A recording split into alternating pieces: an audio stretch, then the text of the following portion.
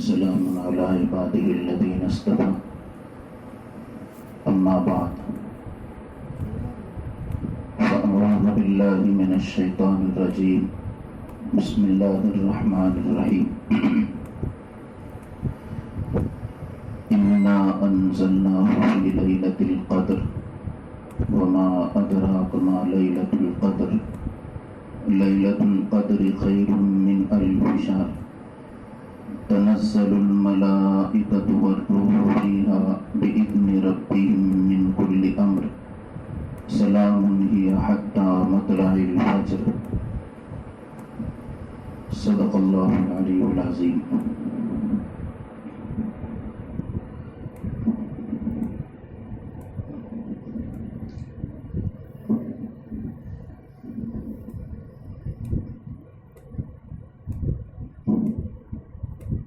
محترم بزرگوں، دوستوں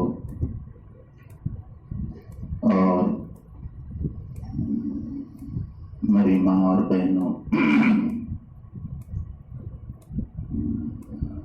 رمضان کا یہ مبارک مہینہ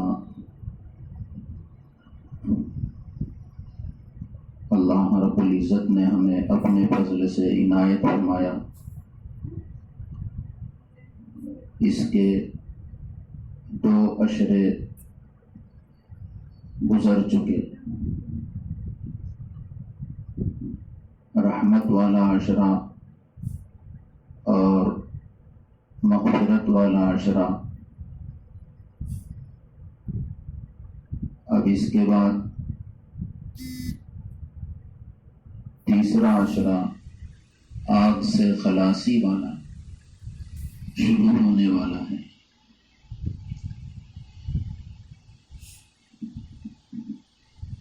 تلاش کرنے کا حکم دیا ہے تیسرے عشرے میں،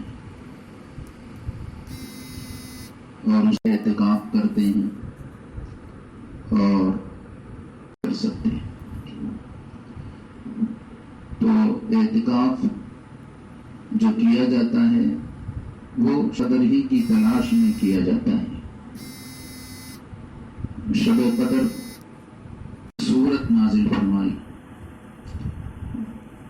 جسے سورہ قدر کہتے ہیں،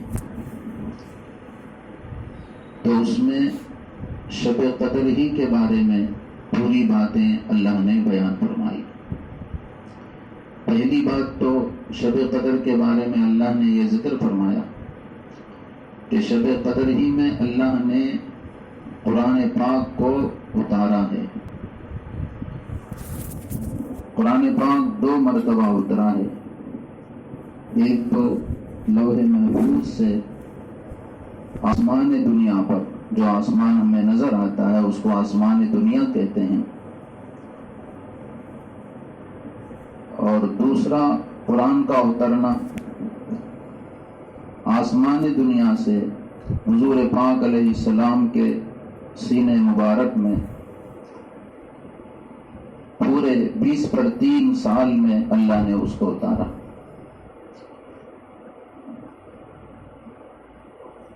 لیکن لوح محفوظ سے جب پہلی مرتبہ اتارا آسمان دنیا پر، تو پورا قرآن ایک مرتبہ بیک وقت اتارا گیا، اور وہ اتارا جانا شب قدر میں ہوا. تو اللہ کی جو سب سے بڑی کتاب ہے، ہدایت والی کتاب ہے، اس کتاب کو اللہ نے شب قدر میں اتارا ہے. شب قدر کی فضیلت کے لیے یہی ایک بات کافی ہے، اللہ کا پاک کلام اسی رات میں اترا ہے. اس کے علاوہ بھی بہت ساری فضیلتیں شب قدر کے بارے میں حضور پاک علیہ السلام نے بیان فرمائے. اللہ تعالیٰ نے بھی سورہ قدر کے اندر اس کی ایک فضیلت یہ اور بیان فرمائی کہ یہ شب قدر 1000 مہینوں سے بہتر ہے. یعنی 1000 مہینے کوئی عبادت کرے تو 1000 مہینوں کی عبادت پر جو ثواب اللہ تعالیٰ عطا فرماتے ہیں وہ ثواب شب قدر میں عبادت کرنے پر بندے کو مل جاتا ہے 1000 مہینوں سے بہتر۔ 1000 مہینے کا حساب لگا کے علماء نے فرمایا 80 پر 3 سال، 80 پر 3 سال عبادت کرنے کا ثواب ملتا ہے اس رات میں عبادت کرنے کا۔ اور اس رات کے اندر فرشتے آسمان سے اترتے ہیں، جبرائیل علیہ السلام بھی اترتے ہیں، اللہ تعالیٰ کی طرف سے رحمت اور سلامتی لے کر اترتے ہیں، اور پوری رات یہ سلسلہ جاری رہتا ہے، کب تک؟ صبح صادق طلوع ہونے تک رہتا ہے۔ اور یہ شب قدر کب آتی ہے؟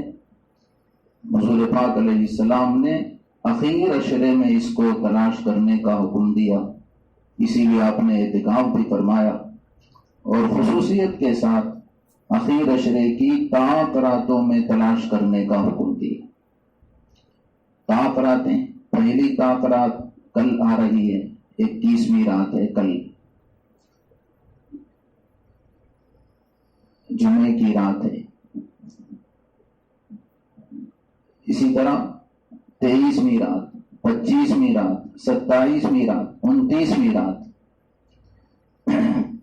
تو یہ اخیر عشرے کی طاق راتیں۔ اور اگر پورے 10 دن بھی 10 راتیں بھی ہم اس کی تلاش میں گزار لیں تو بہت بہتر ہے، اور کوئی مشکل کام بھی نہیں ہے۔ 10 راتوں کا جاگ لینا، 10 راتوں میں عبادت کر لینا کوئی مشکل کام نہیں ہے، بہت آسان ہے۔ اگر ارادہ کر لیا جائے، پکا ارادہ کر لیا جائے، شب قدر کی نعمت کو حاصل کرنے کا، اس کے اجر و ثواب کو اللہ سے لینے کا ارادہ بندہ کر لے تو اس کے لیے آسان ہے۔ اور رات شروع ہوتی ہے مغرب کے وقت سے، جب ہم افطار کر لیتے ہیں اسی وقت سے رات شروع ہو جاتی ہے۔ عام طور پر یہ دیکھا جاتا ہے کہ لوگ رات میں عبادت کا کرنا اس وقت شروع کرتے ہیں جب رات کا کھانا پینا ہو جاتا ہے، 10 بجے 11 بجے پھر عبادت کرتے ہیں، تلاوت کرتے ہیں، اسی کو رات جاگنا اور عبادت کرنا سمجھتے ہیں۔ لیکن یہ بات ذہن میں رہے کہ رات شروع ہو جاتی ہے کب؟ مغرب شروع ہوتے ہی، جب ہم افطار کرتے ہیں تو افطار کے وقت ہی سے رات شروع ہو جاتی ہے۔ تو ہمیں شب قدر کی تلاش کرنا چاہیے۔ 80 پر 3 سال عبادت کرنے کا جو ثواب حاصل ہوتا ہے اس کو ایک رات میں ہم حاصل کر سکتے ہیں۔ اس کے لیے 10 راتیں ہم اہتمام کر لیں، مغرب سے صبح صادق تک، کل مغرب سے صبح صادق تک، پھر پرسوں مغرب سے صبح صادق تک، اسی طرح پورے 10 دن مغرب کے اذان کے بعد سے لے کر صبح صادق کے طلوع ہونے تک خوب عبادت میں لگیں، تلاوت میں لگیں، ذکر و اذکار میں لگیں، بیکار کاموں میں نہ لگیں، گناہوں سے اپنے آپ کو بچائیں، اور خاص طور پر یہ موبائل جو ہمارے ہاتھوں میں ہے، ان 10 راتوں میں اس کو استعمال کرنا ہم بند کر دیں، مغرب ہی سے عبادت شروع کر دیں۔ مغرب کی فرض نماز پڑھیں گے تو 80 پر 3 سال مغرب کی نماز پڑھنے کا ثواب ملے گا۔ مغرب کی سنت نماز پڑھیں گے، 80 پر 3 سال سنت نماز پڑھنے کا ثواب ملے گا۔ پھر اوابین کی 6 رکعت پڑھیں گے تو 80 پر 3 سال 6 رکعت نماز پڑھنے کا ثواب ملے گا۔ پھر تلاوت کریں گے، 1 پارہ پڑھا، 2 پارہ، 5 پارے پڑھے، 10 پارے ہم نے پڑھے تو 80 پر 3 سال اتنی تلاوت کرنے کا ثواب ملے گا۔ اور کچھ صدقہ کیا ہم نے، 10 روپے، 50 روپے، 100 روپے، تو 80 پر 3 سال اتنے روپے صدقہ کرنے کا ثواب ملے گا۔ استغفار ہم نے پڑھا، درود ہم نے پڑھا، تو جتنا پڑھیں گے وہ سب 80 پر 3 سال کرنے کا اجر ملے گا۔ تو میں اس وقت یہی گزارش کرنا چاہتا تھا کہ آنے والی 10 راتیں اس کی ہم قدر کریں اور شب قدر کو حاصل کرنے کی کوشش کریں. پورے 10 رات کچھ دیر ہم سونا بھی چاہیں تو 1-2 گھنٹے سو جائیں، ورنہ بقیہ پورا وقت ہمارا مغرب سے لے کر صبح صادق تک نیکیوں میں لگے، نمازوں میں لگے، تلاوت میں لگے، ذکر و اذکار میں لگے، صدقہ خیرات میں لگے، اور اسی استحضار کے ساتھ کہ اللہ رب العزت ہمیں 80 پر 3 سال سے زیادہ عبادت کا اجر عطا فرمانے والے ہیں. اس نیت کے ساتھ، یقین کے ساتھ ہم عبادت کریں گے تو ضرور اللہ رب العزت ہمیں شب قدر عطا فرمائیں گے. ہمیں قدر کرنا چاہیے. پتہ نہیں زندگی کس کی کب ختم ہونے والی ہے، زندگی کا کیا بھروسہ ہے، موت کس کی کب آئے گی کسی کو کچھ معلوم نہیں. اللہ نے اب زندگی دی ہے تو اس کی قدر کر لی جائے.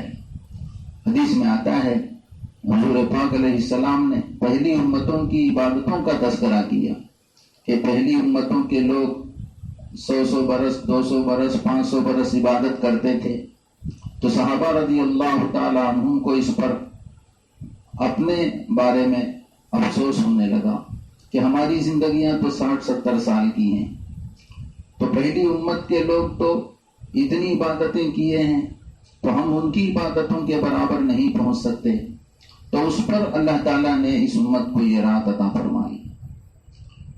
تو جتنے آدمی کو اللہ زندگی دے، ہر سال وہ شب قدر کو حاصل کر لے گا تو نام اعمال میں کتنا ثواب لکھا جائے گا، کتنا اجر لکھا جائے گا، اس کا ہم تصور نہیں کر سکتے، اس کو ہم شمار نہیں کر سکتے. تو میری ماں اور بہنوں اور اسی طرح میرے بھائیوں، ہمیں آنے والی 10 راتوں کی پوری قدر کرنا چاہیے. رتی برابر اس کو ہم ضائع نہ کریں، ایک ایک لمحہ کو ہم وصول کریں. اللہ رب العزت سے خوب مانگیں بھی ان راتوں میں. اللہ تعالیٰ حدیث میں آتا ہے آسمان دنیا پر آتے ہیں، بندوں سے پوچھتے ہیں ہے کوئی مغفرت چاہنے والا، گناہوں سے معافی چاہنے والا، میں اس کو معاف کروں. ہے کوئی روزی طلب کرنے والا، میں اس کو روزی دوں. ہے کوئی مانگنے والا، میں اس کو عطا کروں. تو جو مانگا جاتا ہے اس رات میں عطا کی جاتی ہے. تو دعاؤں کا بھی اہتمام کرنا چاہیے.